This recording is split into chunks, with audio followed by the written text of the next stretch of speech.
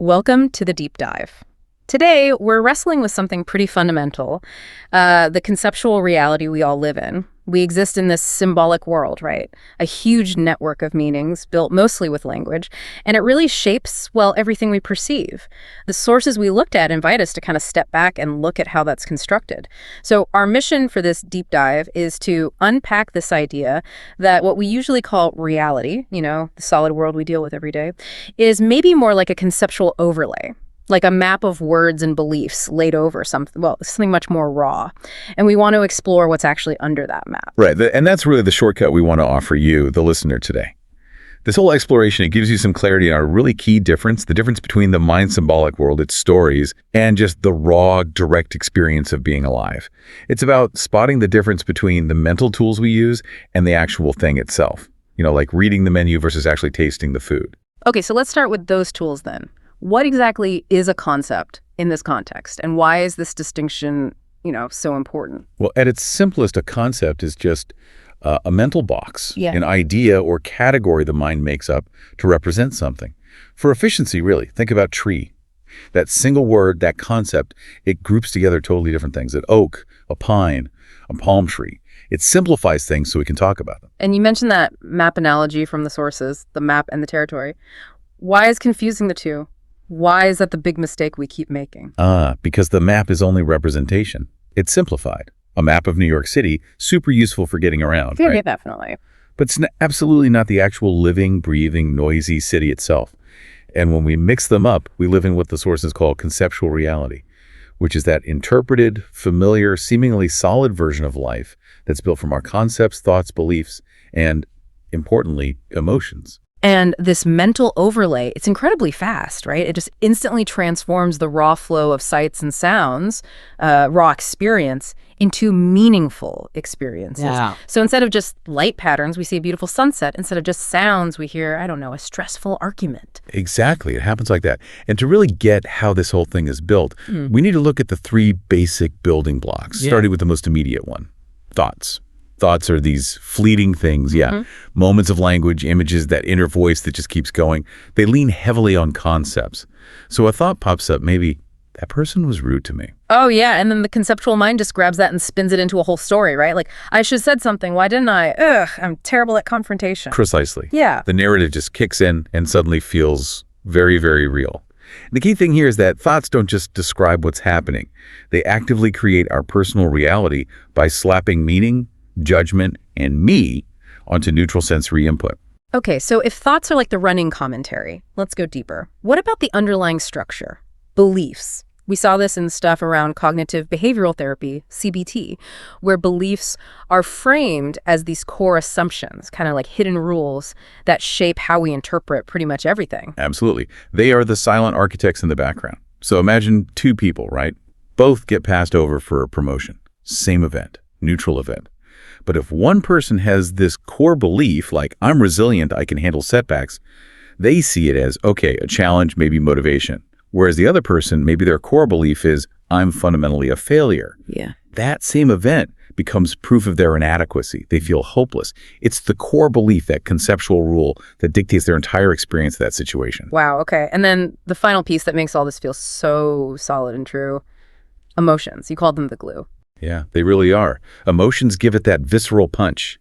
So when the thought, nobody can be trusted, comes up, if it's paired with a real jolt of fear or anxiety, that belief suddenly feels incredibly undeniably true. The body's reaction provides the evidence that makes the whole mental structure seem real. Right. That makes sense. It explains why you can't just tell yourself, I am successful and happy, if you're actually feeling deep anxiety. The feeling just overrides the thought. Exactly. The emotion contradicts the concept, and the emotion usually wins out in terms of felt reality. And even though emotions are really just, temporary sensations, changes in body chemistry, they provide this powerful current that gives the illusion of solidity to our whole internal conceptual world. So thoughts, beliefs, emotions, they build our personal inner world. But the sources also suggest these concepts then structure the big things, the fundamentals of our outer world too. Like, how does the conceptual mind create something like time? Well, think about it. Through our raw senses, we can only ever directly experience the now, this present moment. The past, that only exists as memory, which is fundamentally a thought happening now. The future.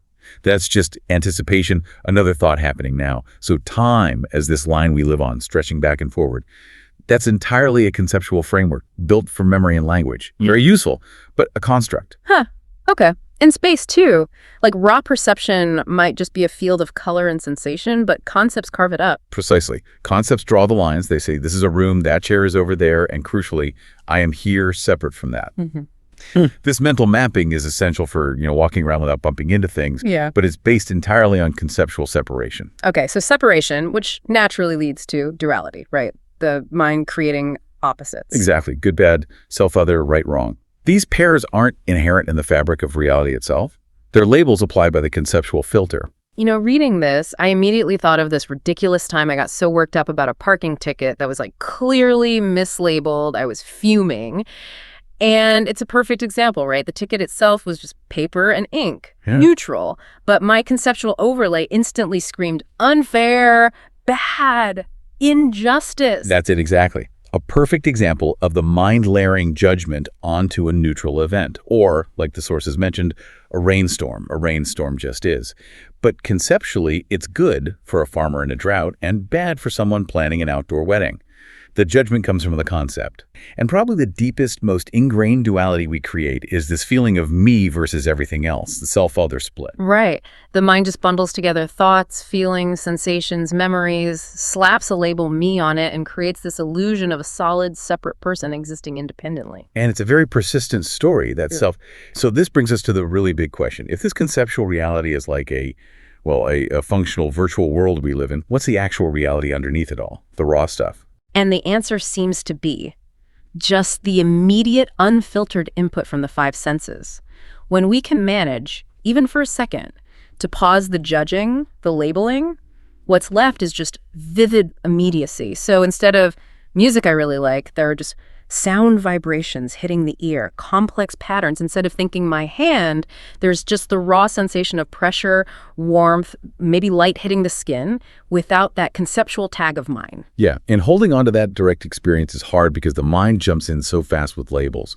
But what's really interesting is that this isn't just some philosophical idea. There's some, let's say, compelling parallels in modern science. Like, think about the double slit experiment in quantum physics. Now, this is just an analogy, okay? Not saying it's the exact same. Sure, understood. But when a particle isn't being observed or measured, it behaves like a wave of possibilities. Once you measure it, once you, in a sense, conceptualize it, by pinning it down, it collapses into a definite particle in a definite place. The sources use this as a kind of metaphor, suggesting that the very act of observing, of placing a concept onto raw reality, plays a role in shaping what we actually perceive as being real. So reality is kind of co-created through the interaction of our senses and our conceptual filters. But living only through those filters, that has a cost. We gain the ability to function, communicate, build things, but we seem to lose that direct contact with life itself. We get trapped in these endless loops of story about the past or anxiety about the future. Good, bad. And that right there is where the potential for liberation comes in. That's the real shortcut this deep dive points towards. It's realizing that most of our psychological suffering, the grudges we hold, the anxieties, the feelings of not being good enough, that stuff is almost entirely created in the conceptual realm, in the story. So the suffering isn't usually in the raw event itself, but in the story we tell ourselves about the event, the concept. That's the insight. And seeing that allows you potentially to step out of being totally swept away by the storm of thoughts. You can shift into becoming the quiet awareness that just notices the thoughts passing through. The goal isn't to, get rid of concepts entirely. We need them. Right, we need them to function. Yeah, but it's about recognizing them for what they are. Mental tools. Yeah. Not the actual substance of life. It's like shifting from being completely lost in the movie plot to being the person in the audience who also appreciates the cinematography, the acting, knowing it is a movie. It lets you appreciate the vividness of what's actually here now. Exactly. And maybe this leaves us with a final kind of provocative thought for you, the listener, to chew on.